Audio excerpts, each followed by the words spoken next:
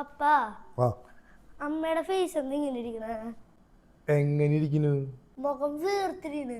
വേർത്ത ചീത്ത പറഞ്ഞു. മോറ് കയറ്റി പിടിക്കാൻ മാത്രം ഇവിടെ ഒരു പ്രശ്നം ഉണ്ടായിട്ടില്ലല്ലോ. റീസ, എന്തേ നിനക്കെന്ത് പറ്റിയേ? എന്തുട്ടാ പറ്റിയെന്ന് നിങ്ങൾക്കറിയില്ല എന്തുട്ടാ പറ്റിയെന്ന്? നീ എനിക്കറിയാത്തോണ്ടല്ലേ നിന്നോട് ചോദിച്ചേ. എൻ്റെ പോളോ, നിനക്കൊരു കാര്യം അറിയോ? ഇന്ന് നിന്റെ അപ്പം വിളിച്ചിട്ട് ഞാനൊന്ന് ആ ടൗണിലേക്കാ പോയി. അത് ഈ നട്ടാപ്രവെയിലത്ത് അന്ന് ആവശ്യങ്ങളൊക്കെ കഴിഞ്ഞ് വരുമ്പോൾ കൊണ്ട് നിർത്തിയതോ ഒരിത്തിരി വെള്ളം കുടിക്കാൻ നിർത്തിയതോ ഒരു കരിക്ക് കടയിൽ. എന്നും ഉണ്ട് ഒരു കരിക്ക്. ഏയ്, കരിക്ക് നിനക്ക് ഇഷ്ടല്ലേ? നീ പറഞ്ഞിട്ടല്ലേ കരിക്കടയുടെ മുമ്പ് നിർത്തണേ? നല്ല തണുത്ത കരി കിട്ടുന്നു പറഞ്ഞിട്ട്.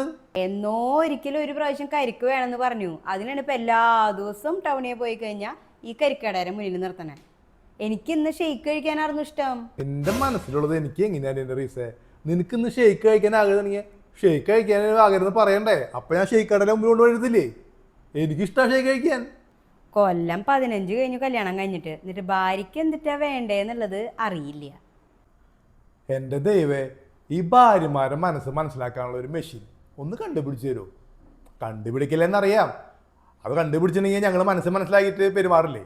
അപ്പൊ പിന്നെ ഇവർക്ക് ഞങ്ങളൊന്നും തല്ലിവിടാൻ പറ്റില്ലല്ലോ. ഭർത്താക്കന്മാരൊരു വിധി.